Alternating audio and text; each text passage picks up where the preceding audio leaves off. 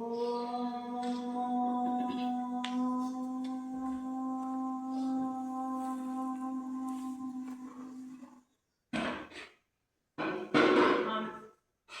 स्वाध्याय में एक अथर्ववेद के 10वें कांड में एक मंत्र आता है जिसका भाव है कि ईश्वर पुत्र से सब भयभीत होते हैं। मंत्र है ओम सर्वे गर्भात् अवपन्तः जायमानात् असुस्वः सुसेवहि तमेव ब्रह्मकृतः सहि बंधु। अर्थात मंत्र में कहा गया है कि जो प्रसूति नहीं होती उसे क्या कहा जाता है? बांझ। और यदि वह प्रसूता हो जाती है और संयोग से उसके पुत्र जन्म हो जाते हैं तो लोग कहते हैं कि अरे ये तो प्रसूता हो गई, इसके ऊपर क्या है? सही ब्रह्म बंधु, उसके ऊपर ईश्वर की विशेष कृपा है। यदि कोई बांझ संतान उत्पन्न कर ले तो उसे क्या कहा जाता है कि इसके ऊपर परमपिता परमात्मा की विशेष अनुग्रह है।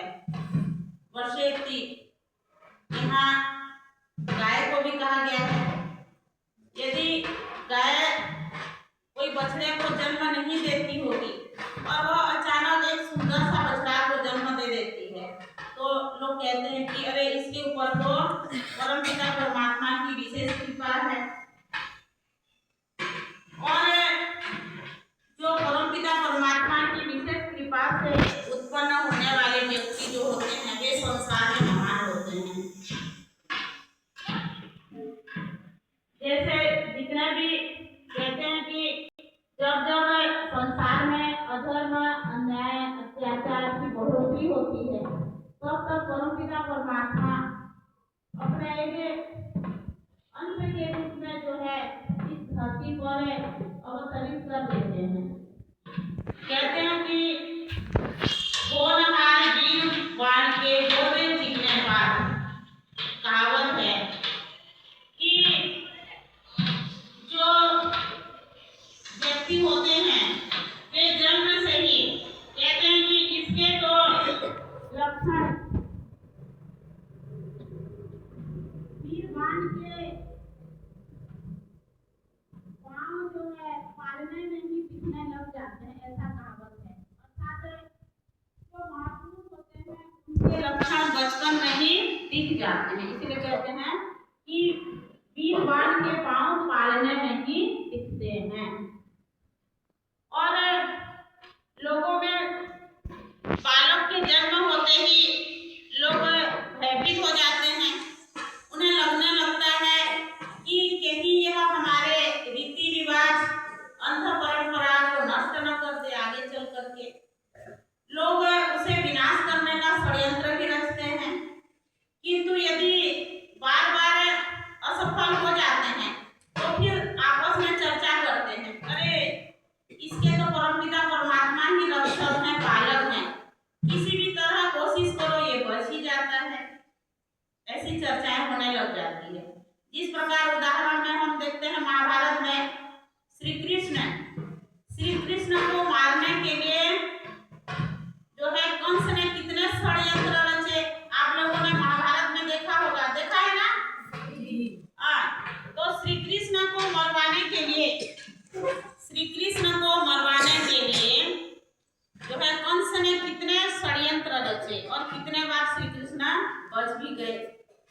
उसी प्रकार और भी महापुरुष होते हैं, जैसे अपने आर्य समाज के संस्थापक वेद उद्धारक महर्षि स्वामी दयानंद जी को ही उनके ही उदाहरण हम लेते हैं। उन्हें जो है कितने बार उनके ऊपर पत्थर फेंका गया, कितने बार सांप भी फेंका गया और कितनों ने जो है उन्हें जो है तलवार से मारने की भी जो है कुचेष्टा की, कितने बार उन्हें जहर भी दिया गया, किंतु जो है परमपिता परमात्मा की विशेष कृपा होने के कारण वे जो है हर समय बच जाते थे और वे अपने वेदों के प्रचार में हमेशा निरंतर लगे रहे, डटे रहे। जिसके पिछले जन्म में कुछ अच्छे संस्कार होते हैं, जिन्होंने अपने पिछले जन्म में परमपिता परमात्मा की, ईश्वर की विशेष भक्ति किया हुआ है, तो उसे इस प्रकार के शक्ति मिलते हैं और वे जो है संसार में पूरे कुछ ना कुछ कर दिखाते हैं। वे संसार में किसी प्रकार के मान अपमान, हानि लाभ, जय पराजय, सुख दुख इत्यादि को जो है चीर करके, फाड़ करके आगे बढ़ते हुए अपने जो है कर्तव्य पथ पर अग्रसर हो जाते हैं। तो इसीलिए कहा कि ईश्वर पुत्र से सब भयभीत होते हैं, क्योंकि प्राय बहुत दुनिया में कम होते हैं जो ईश्वर भक्त हैं, लाखों में एक मिलेंगे और वे एक ऐसे मिलते हैं कि जो है सबको अपने जो है बातों से, सबको अपने जो है मर्यादित जीवन से, अपने हाव भाव से जो है सबको अपनी ओर जो है आकर्षित कर देते हैं। और वे बहुत जो इंसान जो है लाखों संख्या में जिस कार्य को नहीं कर सकते, वे अकेले ही कर दिखाते हैं। तो इसीलिए कहा कि ईश्वर पुत्र से सब भयभीत होते हैं। तो इस प्रकार जब जब संसार में अधर्म, अन्याय, पापी लोगों की बढ़ोतरी होती है, तब तब जो है ऐसे एक व्यक्ति का जन्म होता है जो उसको जो है नष्ट करते हैं और सुधारने में सफल हो जाते हैं।